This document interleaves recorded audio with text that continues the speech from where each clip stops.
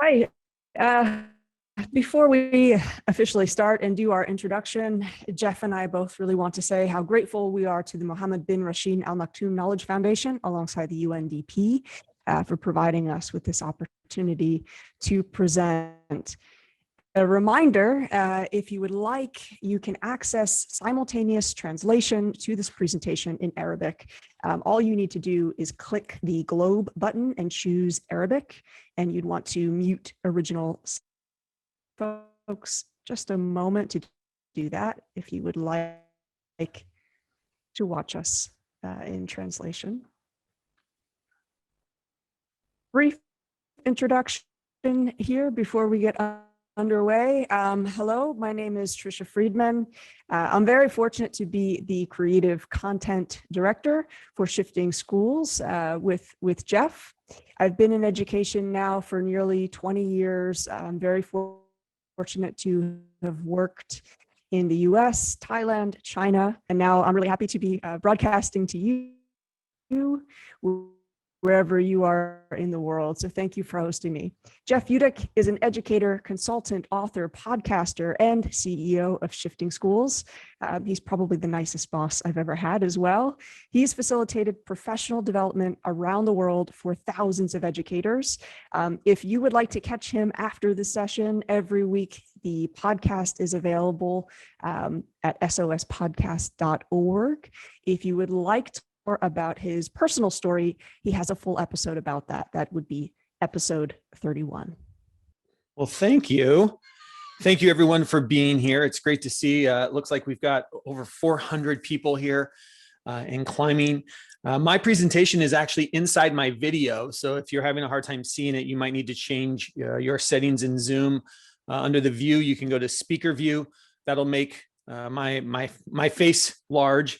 And you'll be able to see the slides as well. So I'm excited to be back. I was actually in Dubai in 2018, which was a fantastic experience. And what I really want to do today is build upon some of the stuff that I shared in 2018. You can still see that talk on YouTube and other places that it's been posted.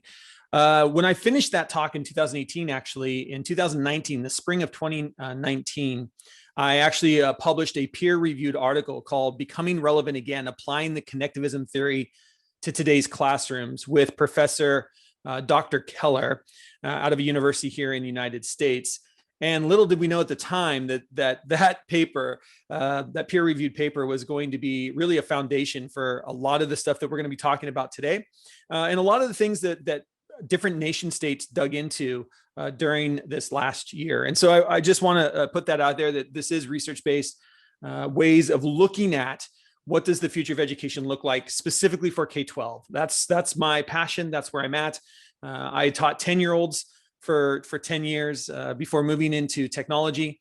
Much like Tricia, traveled the world. I taught for 3 years in Saudi Arabia, 3 years in Shanghai, China, and 4 years in Bangkok before being back here in the United States. And so that's what we're going to focus on today. Is we're going to focus on redefining knowledge. And what does that mean as we continue to go forward here in thinking about the future of education? And here's where I'd like us to start is before the pandemic, about a year ago, everywhere I went, we were looking at an educational system, specifically a K-12 educational system that was very much focused on a hierarchy of literacies. And this hierarchy of literacies looks very much what you see on the screen here is we were very focused on this idea of print literacy. How do we get kids to read on paper, right? And not that that was a bad focus, It is where we were. It is where we wanted to be. We were starting to talk about digital literacies, or how do we start bringing in this idea of kids learning on the internet, but there's very little focus on network literacy. How do you learn across the network? How do you learn across the world?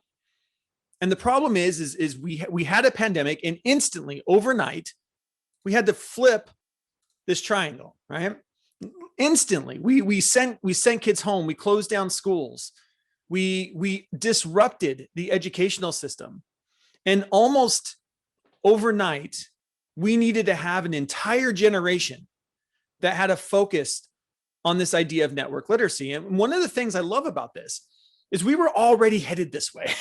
We were already becoming a more connected global world. We were already spending more time in our devices, looking up information than we were reading books, right? Reading books has been on a decline for years. Reading information off paper has been in declines for years, regardless of what nation you're in. And what happened is we saw this flip. We took what was happening in schools and we had to start applying to what was happening in real life. And I'm not saying it's right. Please don't think that what I'm saying is right. I'm just pointing out what is. And I think that's where we have to get to in education. We spend a lot of time in education defending the way things are done, rather than embracing that things have changed. And so we're now looking at this place where we all of a sudden have to be focused on different skills. And those different skills are understanding the way that information flows today. And that's really what I want to talk about. I want to sit here and I want to talk about a little bit about where we are, right? As a global nation, where are we at? And we are actually in the fourth industrial revolution, right? And in the fourth industrial revolution, every single one of these revolutions has had to be different skills. We've had to focus on different things. We have needed people to be able to have a different skill set, to be able to know different information. But we find ourselves in the fourth revolution now. And you'll notice in the fourth revolution, we're looking at automated tasks, right? A lot of the stuff that we still are teaching students in classrooms today can now be done with computers. But here's the big part. Here's the thing I'd like us to focus on. If you're looking at this screen, the thing I'd like you to focus on is not the 4.0 digital revolution. It's the little orange box down at the bottom that says empowering people. That's really what this has done, is we have found a way to empower individuals globally to take control of their own future. And that's really what knowledge is about. It's about giving us the skills to control our own future. And when we talk about the knowledge economy, right, we have to understand that a knowledge economy, the definition of a knowledge economy, is an economy in which the growth is dependent on the quantity, quality, and accessibility of the information available rather than the means of production. I want you to think about that for a second. The growth is dependent on the quantity, quality, and accessibility of information available. This is why I still strongly believe that every nation state, every city, every school needs to focus on getting internet access to their people, getting devices in the hands of kids and students, because that is how an economy of the future grows. When we give people quantity, quality, and accessibility to information available, we change their future.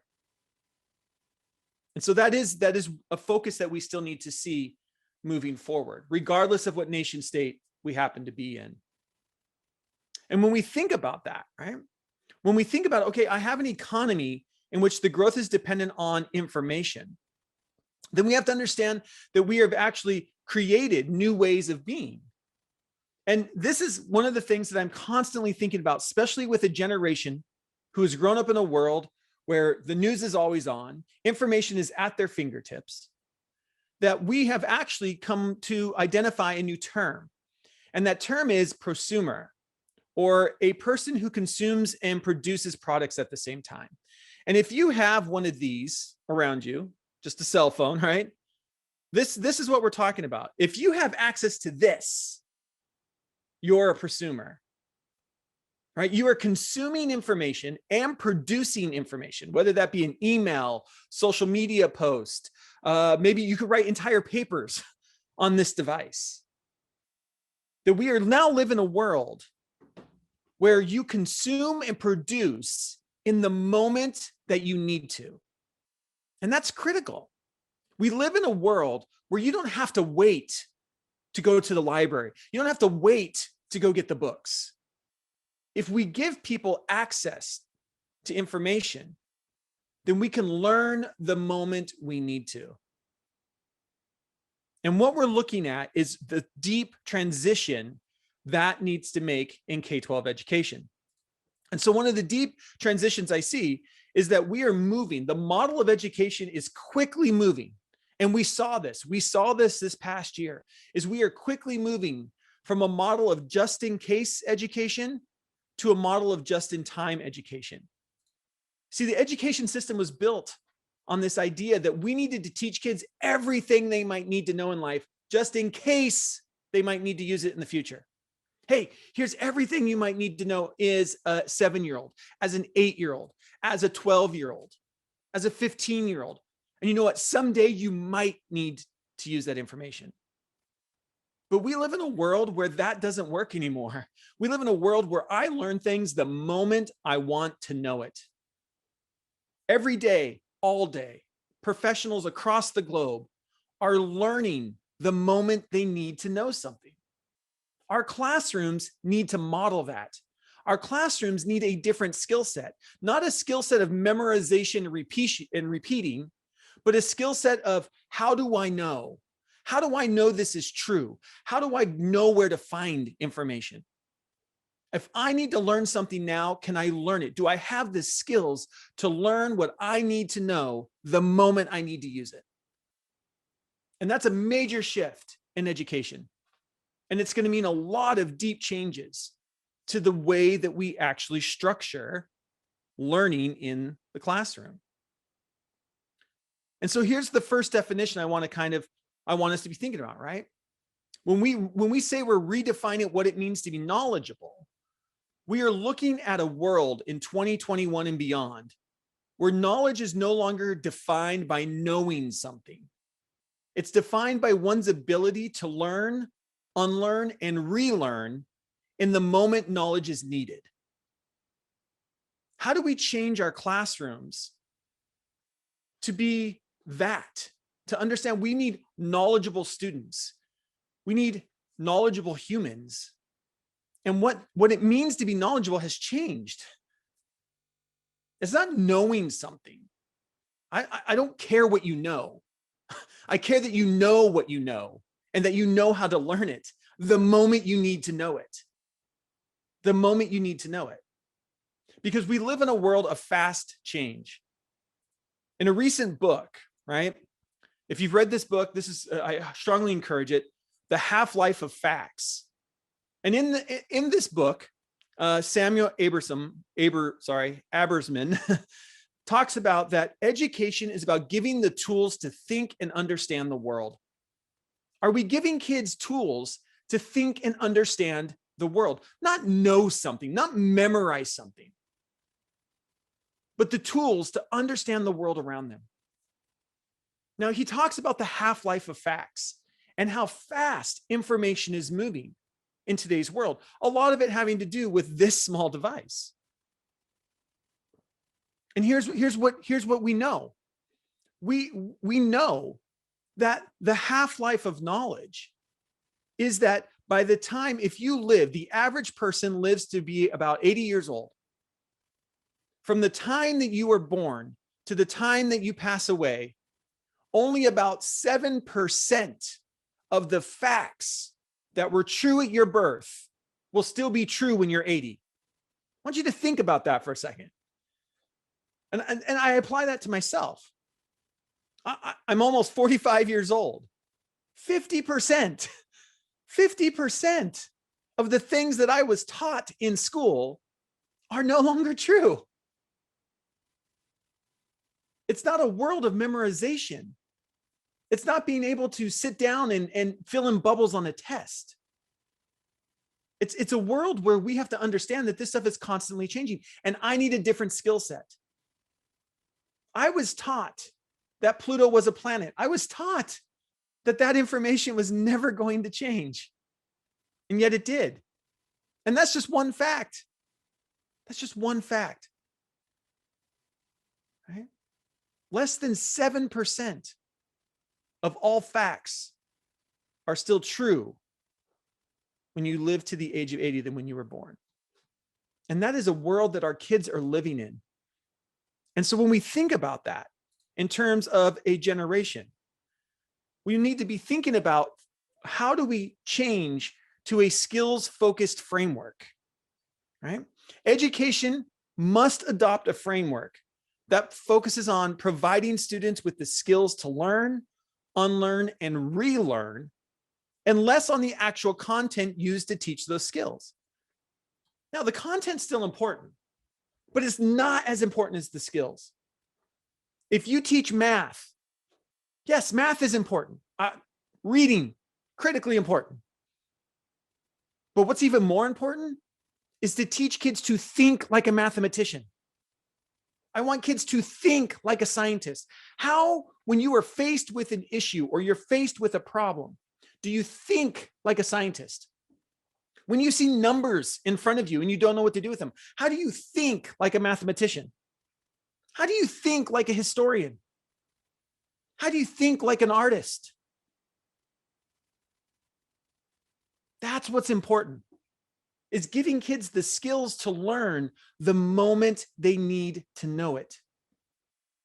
Because the information that we teach them, the information that we are teaching them, is going out of date faster and faster.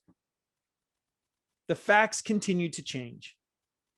And so spending time making kids memorize things is becoming less and less important.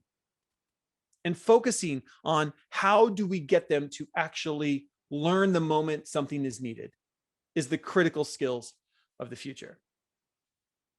Now, I wanted to kind of take this idea, and much like I wrote in the paper, I think there's one website that no matter where you live in the world, you can use to really think about this. And that website, shockingly, is Wikipedia, right? I love Wikipedia, right? Wikipedia is one of those things that I constantly come back to again and again. And here are just some of the unbelievable facts of Wikipedia. One of the things I love about Wikipedia is it comes in over 300 languages. Whatever language that you speak, you could probably have your students dig in to this idea of using Wikipedia. There are currently more than 55 million articles in Wikipedia. Just to put that into perspective for you, the average encyclopedia has about 120,000 articles. And Wikipedia is served by or accessed by about 1.5 billion devices every single month. It's the world's largest body of knowledge ever constructed by mankind. Across nation states, across languages, we have built this incredible resource. And we need to teach kids how to use it. I love using Wikipedia with kids. I've taught using Wikipedia in Ethiopia, in China, in Bangkok, here in the US, and other places around the world. It's one of my favorite resources to use because we can take everything that I'm talking about and we can boil it down to Wikipedia, right? 3 questions that we can ask students when they go to a Wikipedia page. Take kids to a Wikipedia page and ask them these questions. What is true and how do you know it's true? Right? That's how learning happens. What is true and how do you know it's true? Then we ask ourselves the next question. What information on this page might need updating? And that's going to send us into some research. That's going to start understanding how facts continue to change. And then the last one, how might you contribute to the global knowledge base? What can you add? What can you update? One of the things I love about Wikipedia and frustrates me about education is no matter where I go in the world, people tell me you can't trust Wikipedia. And my response is always the same. What have you done to make it better? Because one of the things, especially people in education tell me is like, well, but anybody can go edit the page. And if you are in education, then you should go edit the page. If you see a mistake in Wikipedia, fix it. You can fix it. Your students can fix it. You make it better. You don't just complain that it's not trustworthy. You make it trustworthy. It's the largest body of knowledge we have globally. How are we using it, right? And so when we talk about having skill-focused framework for education, we need to be thinking through this framework, this idea of how do I know what is factual right now? How am I teaching kids to learn in the moment? What is factual right now? Not what do you need tomorrow? Not what are you going to need in 3 weeks or 3 months? Or, oh, you need to learn this for next year. No, what do you need to know now? Right in this moment. And we give people accessibility to information. Right? When we talk about unlearn, do I understand what is a fact today might be updated tomorrow? Are we willing to unlearn? Are we setting a mindset in a generation that needs to be able to unlearn? If this last year has taught us anything, it's taught us that we must be able to unlearn what we thought was a fact yesterday. Information is moving so fast that what I know to be true today might not be true tomorrow. And I have to have a mindset in order to deal with that, to be able to accept that, to understand that information constantly changes. And then the last, do I have the skills to learn the moment knowledge is needed? Do I know how to search the internet? Do I know what to tell the difference between fact and opinion? Do I know how to cross-reference information between a book, a video, an image, a blog post, a research paper? If I don't know how to do that, then I'm not going to become a knowledgeable person. Those are the skills that we talk about. The skills of being able to know how to learn the moment I need it.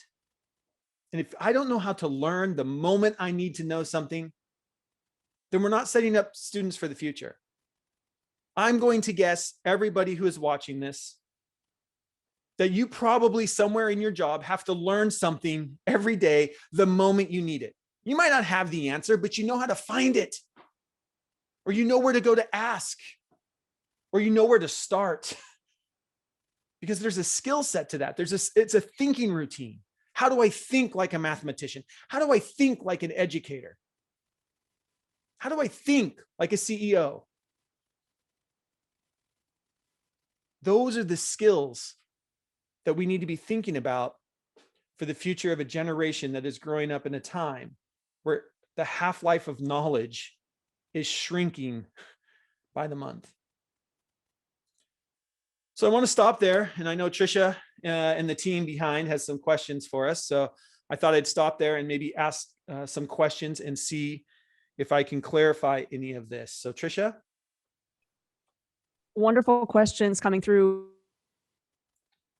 We really do appreciate all of the thought that you're putting into that space. So thank you. Jeff, there's sort of a theme or a thread between a few questions that are saying, this sounds great, but this shift for teachers is going to be difficult. So in what ways might we need to rethink how teachers or how we do our professional development so that we're able to make this shift happen for students? Yeah, and that's a really good question. This is a major shift for the education systems. And a part of that system is teacher pre-service programs. When we have teachers going through university, when we are teaching teachers to become teachers, we're going to have to take a deep look at how that happens in every nation across the world, because I think there's a lot of things that need to change. But at the same time, we need to be looking at ways of engaging teachers in professional development that actually models this type of thinking. And that's the work that Tricia and I do. That's the work that we are starting to see happen in other nations through departments of education, of just looking at how do we allow teachers to actually experience this? Because this is not the type of education that I'm going to say most of us experienced, right? Most of us did not experience an education that was based on skills, not content. We were taught to memorize things. We were taught to fill in bubbles. Here in the United States, as simple as we were learned to prepare to take the SAT. If you want to go to university in America, you have to take the SAT. And that's no longer the case. The SAT is very quickly becoming antiquated here in the US. more and more universities are saying, you know what, that really didn't tell us anything except that you can memorize stuff. And so there's a whole system right now that we have to be looking at. And the best thing we can do is set up professional development experiences for teachers that model this, that put teachers in a student perspective. How do you learn, unlearn, and relearn the moment you need to know something? What are the thinking routines?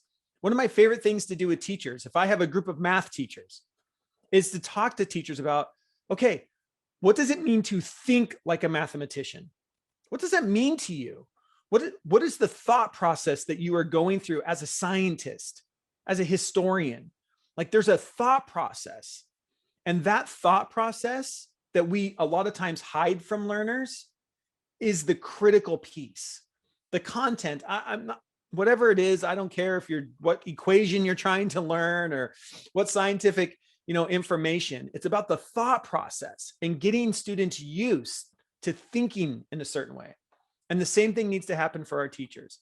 We need to give them experiences where they can experience this type of learning. I want teachers, great example. I want every teacher to go into Wikipedia and update a Wikipedia page. How great would that be? Like, what does it take to update a Wikipedia page? How do you do it? A lot of teachers don't even know. They like to complain you can't trust Wikipedia, but they don't know how to actually update it and make it better. So something as simple as that, right? Like giving them the experiences that we want to have kids have.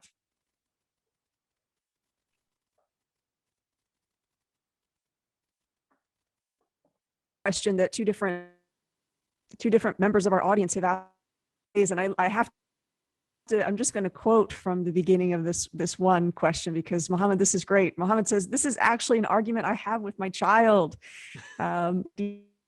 Okay, I can learn what I need from the net, but we also saying, on one hand, that's true. There is, of course, so much that we can learn online, but that the challenge is, how do we know what's credible and what's not? And do you have some advice in terms of how we go about how to know what's credible? What are they looking for? Yeah. So that's a really good question. And it's a question we get asked all the time. And to me, that's one of the essential skills.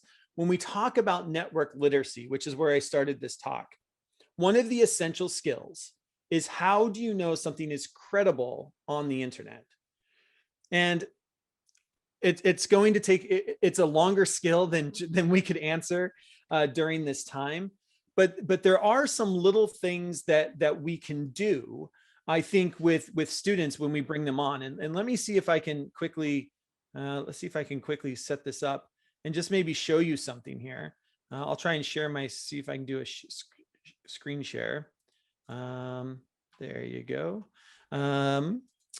So hopefully, Tricia, are you seeing my screen now? Seeing the Google search result, right? Awesome. Are you seeing this, Tricia? Mm-hmm. Yes, awesome. So here's something I want us to think about, right? Is one of the things that I find really interesting is that how few students actually know how the internet works. That's a skill, right? That's knowledge, but that's a skill. You need to know how the internet works. And I think back to this, that when I was in school, we were taught how the library works, because that was our knowledge center. Our knowledge center was the library, and we were taught how the library works. I'm very interested in how many students today know how their library works. Do they know how a search, and I'm just using Google, because no matter where I go in the world, almost everybody knows at least Google. But do you know how it works? Do you know how to identify an ad? That's a skill. And Mohammed, for I don't know how old your child is, but I have taught, 18-year-olds to identify ads. It's a critical skill. So even in this, I just did a quick search for cheetahs, right? And the first thing I need to understand is that there are ads on this page. And so I need to identify that. That's a skill. Identifying ads versus content. Huge skill that we need to be teaching a generation. Now, if I scroll past this, then I'm getting everything named cheetah around Seattle where I live before I ever get to like the top stories, the videos, right? And then I have to scroll even farther down the page to actually get information about cheetahs. So the number one skill is to take time to teach kids, how does a search engine look like? This is an index page. We used to call them index cards in the library, right? It's the same thing. This is the index page. And we have to understand how this works. Now, the second skill that I think is critically important is teaching kids when you're on the internet, how do you look at information through one perspective at a time, right? And I love using the cheetah because when I was in 3rd grade or 9 years old, that's a time here in America when you usually do your first research project. It's usually always around an animal. And so my animal was the cheetah. I love the cheetah, right?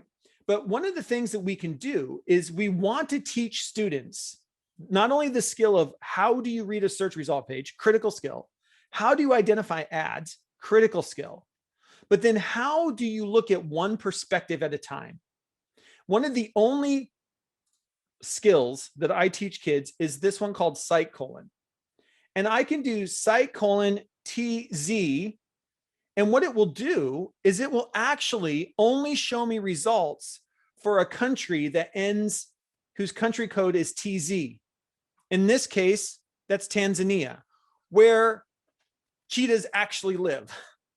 And so now I'm looking at one perspective. I'm looking at what does Tanzania say about cheetahs? But I can also change that, right? I can change that to KE, which is Kenya. And now I'm looking at one perspective of what someone thinks or understands about a given article. And so you can see up here at the top, it's site SITE colon, and then whatever the 2-letter country code is. And it works for every country around the world. And that it's understanding how do you segment information, understanding what is the bias I might be getting from that information, who might be publishing that information. But understanding how the system works is criteria number one.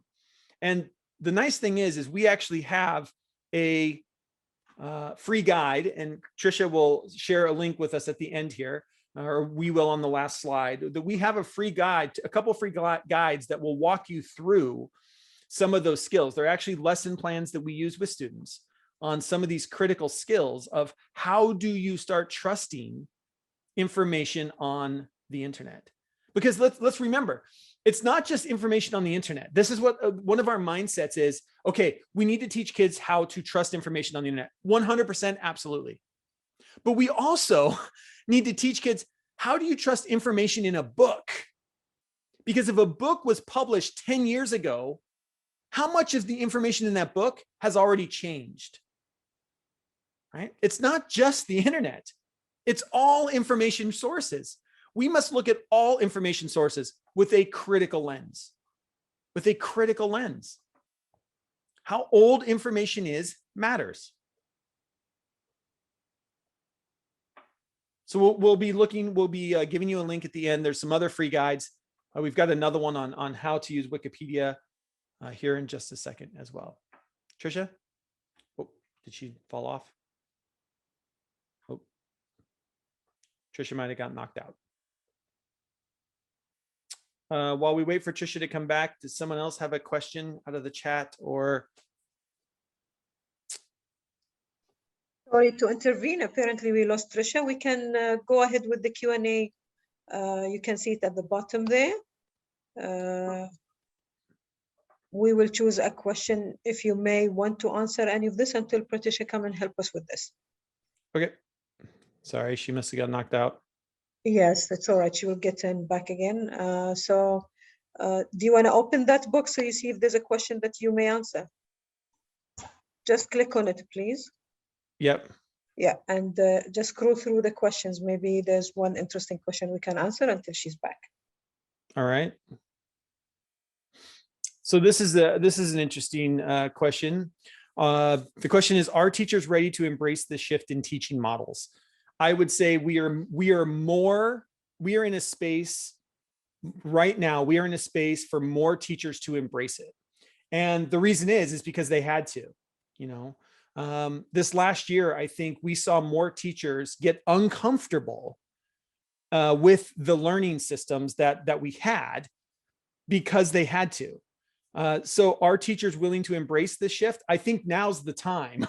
I think if we've learned anything, it's that we are all adaptable, right? Humans are very adaptable. And when we're in a time of adaptation, like we have been in this last year globally, we have to take advantage of that and think differently about teaching models.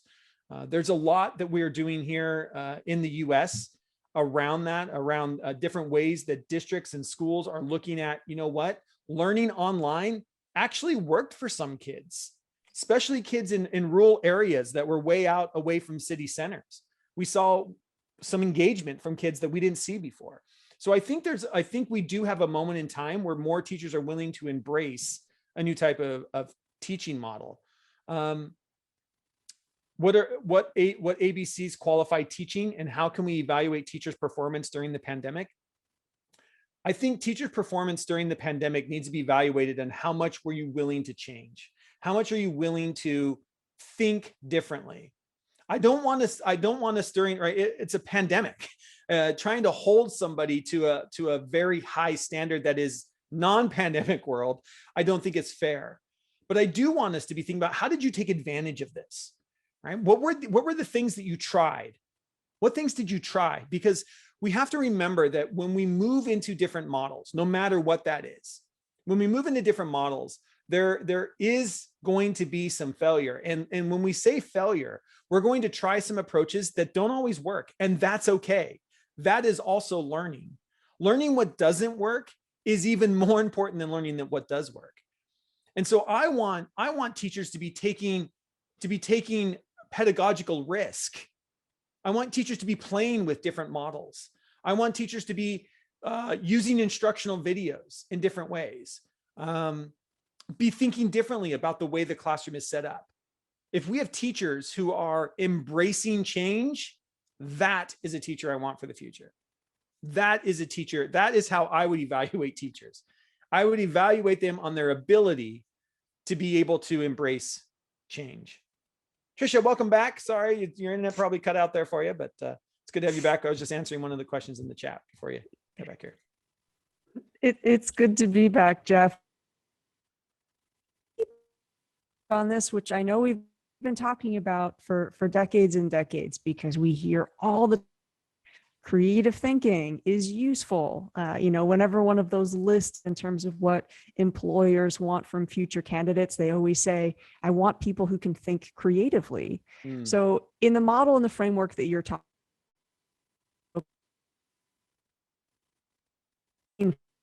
to apply their creative thinking skills, what might that sort of look like? And how, again, I love that there's a focus supporting teachers, because it's possible without really supporting,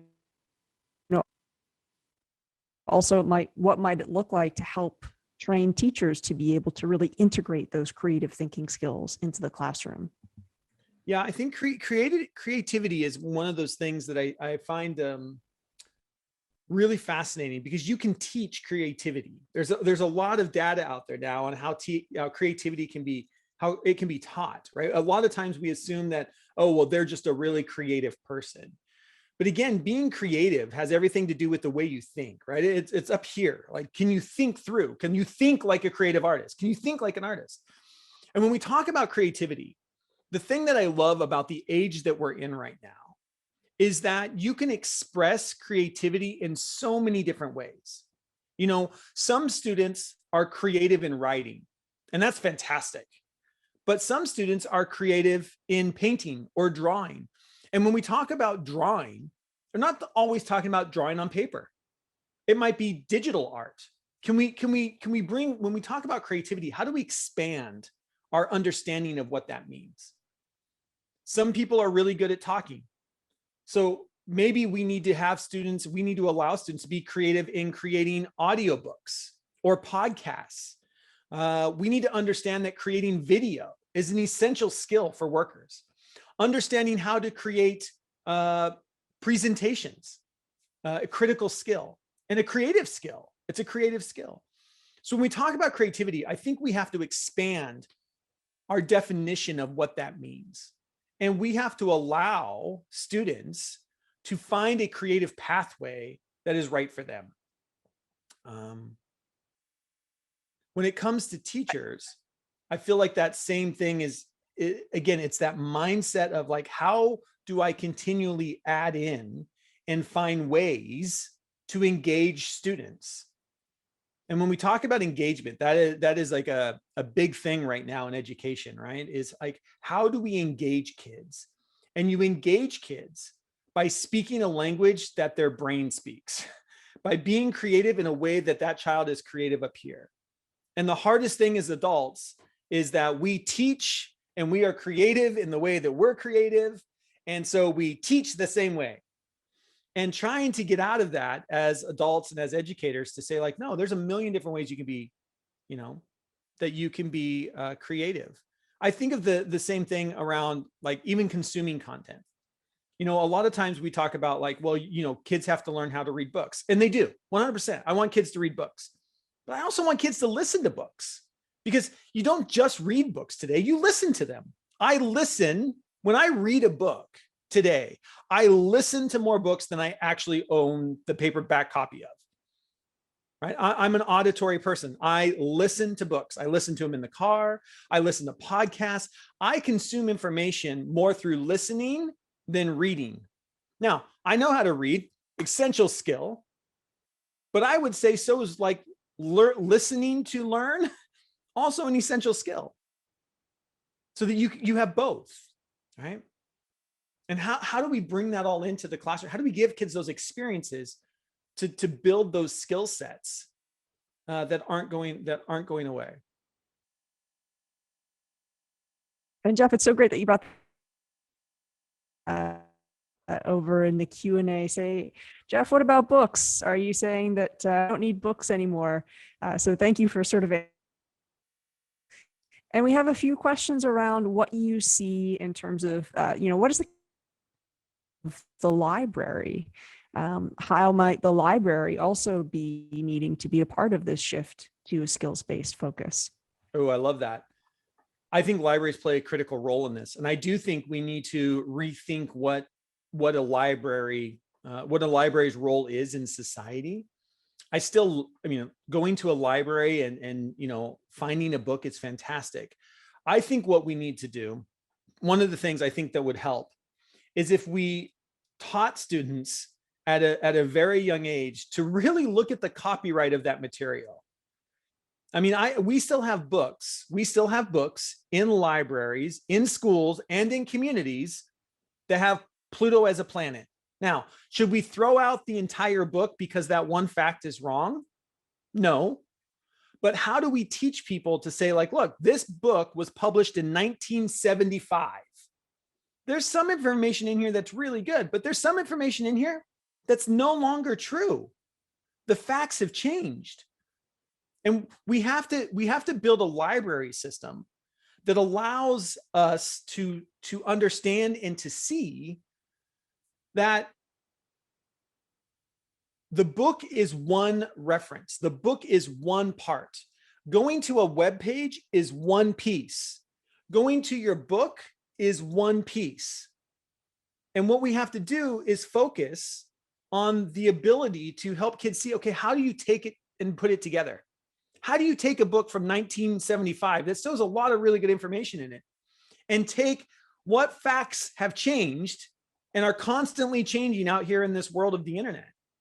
And how do we bring them together so we actually know something? We understand something at a deep level.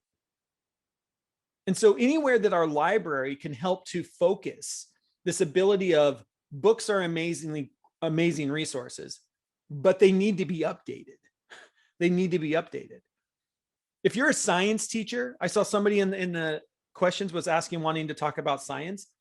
Right now, science teachers probably shouldn't be teaching from a textbook. The half-life of science information is less than a year. It's less than a year. You'd be better to teach science through a website like Wikipedia that is constantly being updated by the world than you would probably a textbook that was published 5 years ago. And so we just have to think like, I want both. I want both. And we live in a world where we need to teach kids both and how they work together. It's not books or the internet, it's books and the internet. And there's this beautiful cross section of research and availability that we just have now that we didn't have before.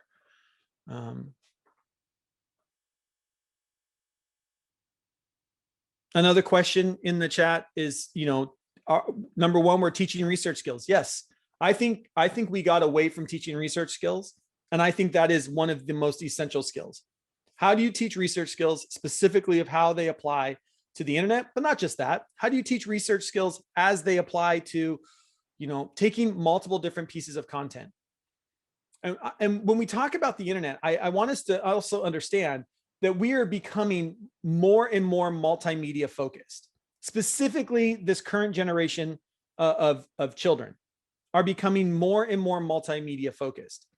So it's not just how do you go and read a web page, it's how do you watch a video and take the information out of that video. That's a critical piece of learning, which is why during the pandemic and even coming out of the pandemic, we are going to see a focus, specifically in education, a focus on instructional videos. They were research-based best practice before the pandemic, and instructional videos are going to be here when we get done as well. And so how do we learn through video? How do we learn through audio? It's not just the written word anymore. And I think that's something for us to remember.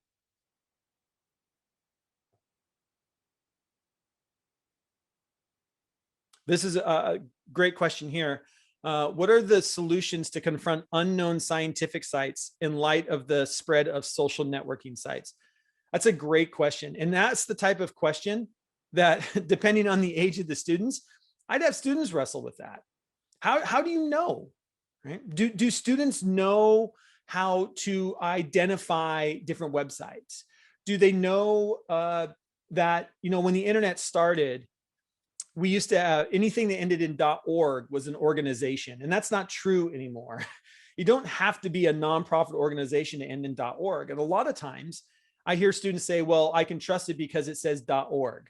Anybody can own a .org domain. I own .org domains. How do you know you can trust me? And so I think about, how do we get kids to really dig in? And to me, that's part of the research skills. Who owns a website? Critical question.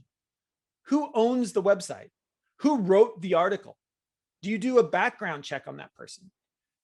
And it's not, again, I don't want to apply this just to the internet. When you have a textbook in your classroom, do the students know who the author of the textbook is? Do we research the author of that textbook? That's just as critical, and it's the same skill. Like, here's our textbook we're using for class. Here are the authors of this textbook, or here's the company that published it. What do we know about the company? What do we know about those authors of a textbook? It's not just trying to identify, fake websites. It's getting into a mindset of understanding, okay, who wrote this? What's their slant? How do we know we can trust it? At what level can we trust it?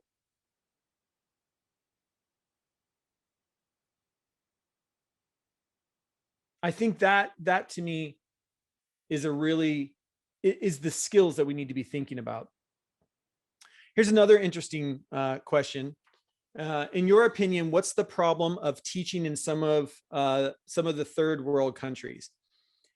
One of the things that I keep coming back to is, especially in the developing world, number one, and much like I talked about at the beginning, we've got to get people connected, right? Information is power. Information is knowledge. And when you have access to information, we've all heard stories of rural villages who finally got access and what those villages were able to do because they had access to information into other people. And so when we're talking about the developing world, I think this is where it's even more critical to be focused on what are the skills of learning something the moment you need to know it, rather than memorizing things. And it doesn't even have to be on the internet. This is a skill set that works for you in life, you know? And I think we got away from that. We got into this really bad cycle of just memorizing stuff, believing that knowledge was knowing a lot of stuff, right? You were a knowledgeable person if you knew a lot of stuff. And that's not how I define knowledge today. I define knowledge as somebody who can learn something the moment they need to know it. Now, are there critical skills we need to have? Absolutely. Reading in whatever language, you need to know how to read, right? 100% critical skill. Most people have that down by 3rd or 4th grade. You know, by the time you're 9 or 10 years old, we want to continue to read and continue to read after that. But really, we have this skill of reading down. Like, that is a focus of early childhood. It still needs to be a focus. Same with basic math, right? Like knowing how to add, subtract, multiply, divide, fantastic. But knowing the skills of how to do that is more important than actually memorizing it, especially in a world where you might have one of these. It doesn't have to be connected to the internet. We have more calculators around us than we've ever had. So we need to know how to use those things. And so even in the developing world, how do we move away from this idea of you have to memorize stuff to thinking routines? How do you think like a scientist? When you see numbers, what do you do with them?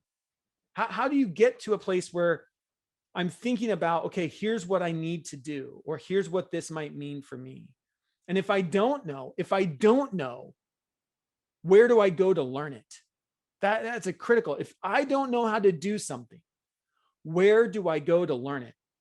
That is a mindset that I find even some adults today still struggle with, right? Instead of saying, well, I don't know how to do it, can you say, okay, where do I go to learn it? Where do I go to learn it? Because we have access to it. And Jeff, Tricia, that goes right into another question that we've had a few people ask, and that's, of course, the other adults that are involved in education are the parents and guardians of kids. So how do you see the role for parents and guardians changing from here forward as well? What advice would you have for supporting them? Yeah, that's a great question. I think, I think for parents and guardians, the support needs to be around how do we help our children without giving them the answer? I think that's the big thing. Is all too often, the hardest thing to do as a parent is not to jump in and do everything for your child, and really help foster a mindset of curiosity, foster a mindset of like, I don't know, that's a really good question, especially at a young age. I think a lot of times, there was, and I don't remember if these numbers are right, but it was somewhere just recently in another training we were looking at. It's something like the average 7-year-old asks 144 questions a day. So we have, like, as humans, as young children, we are very inquisitive about our world, right? If you have young children, you know this. They're constantly asking why. Or why is this and what's that? And somewhere along the way, we lose that. And as a parent, I want to be thinking about, okay, how do I support that? But I also don't give them all the answers, right? I want to support them by, one of my good friends says, you do the shoulder shrug. It's just like, I don't know. How would you find that out? You want to know how fast the cheetah runs? I don't know. Where would you go to find that out? Where would you go to learn that? And then even as a parent, I'd be asking questions like, how do you know that's the right answer? Did you find it in a couple different places? When I did my report on the cheetah, it only ran like 68 miles per hour. Now it runs like 75. Like, that's a fact that changed in my lifetime. They actually run faster, or we just have more data and are better at being able to tell the speed of a cheetah, right? And so we are inquisitive. Humans love to ask big questions. And anytime you can help your children continue to ask really big questions, I think that is powerful. We are in this. We're in a place because of technology. We are in a place where we don't we don't ponder questions for a long time. You know, we're used to living in a world where I ask a question, and if I don't know the answer, I pick up my device and I go find it, right? So I also want to allow kids to sit with questions for a long time. You don't always have to answer it right now. You know, part of like the creative brain is around thinking for a long time about something without actually knowing the answer. And I just, you know, how long have you sat where you've had a question and you didn't look up the answer? I mean, you can, because you have access to the internet. Like, you could do it, but you just don't. You're just like, you know what? That's a really interesting question. Someday I'll look up the answer, but I really want to know. So being able to help support kids in sitting with questions, not expecting to get an answer immediately, which goes to, you know, clicking on the first link on a search result page and just trusting what's ever there. I want kids to be able to sit with their questions. So as a parent or guardian, how do I say, like, it's okay you don't know. And that's part of being a creative person, is not always knowing and being okay with it.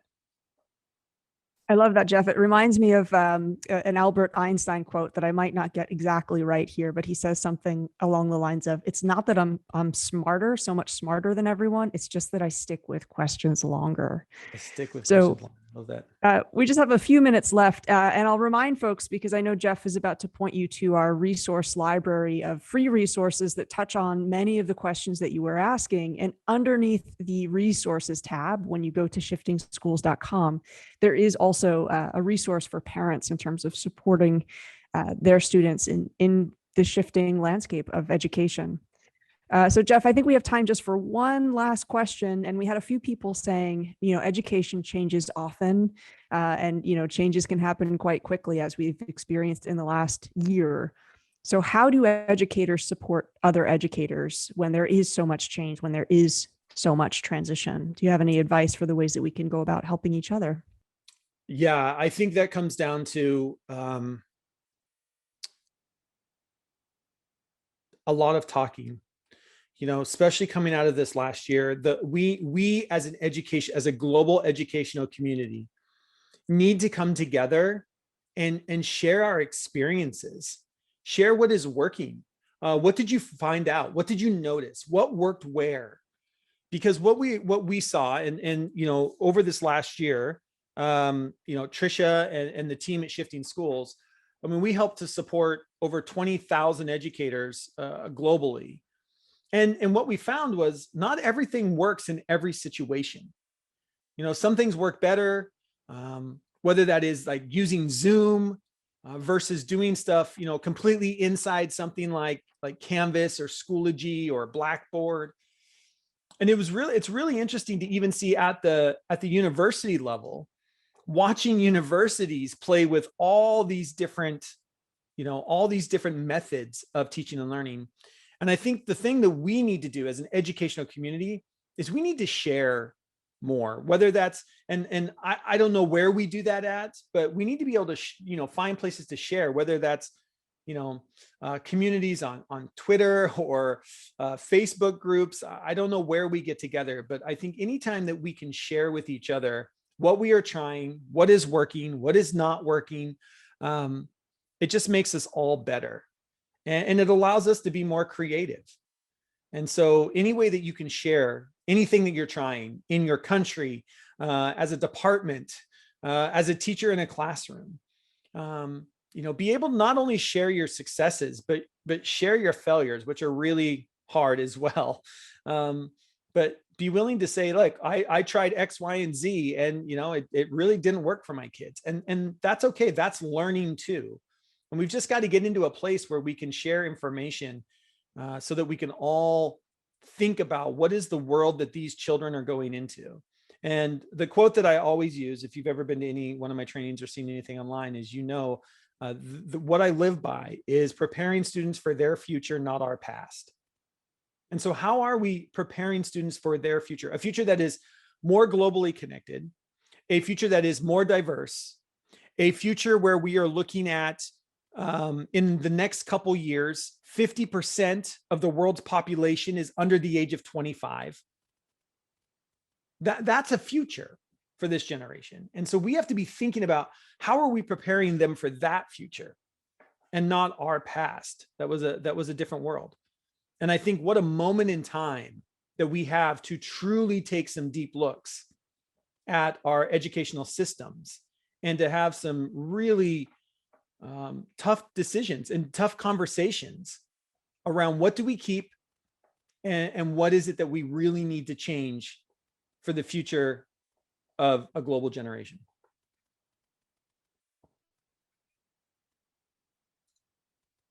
So I think our time's up here. Tricia, thank you so much for moderating behind the scenes. Thank you everyone for your questions and your comments.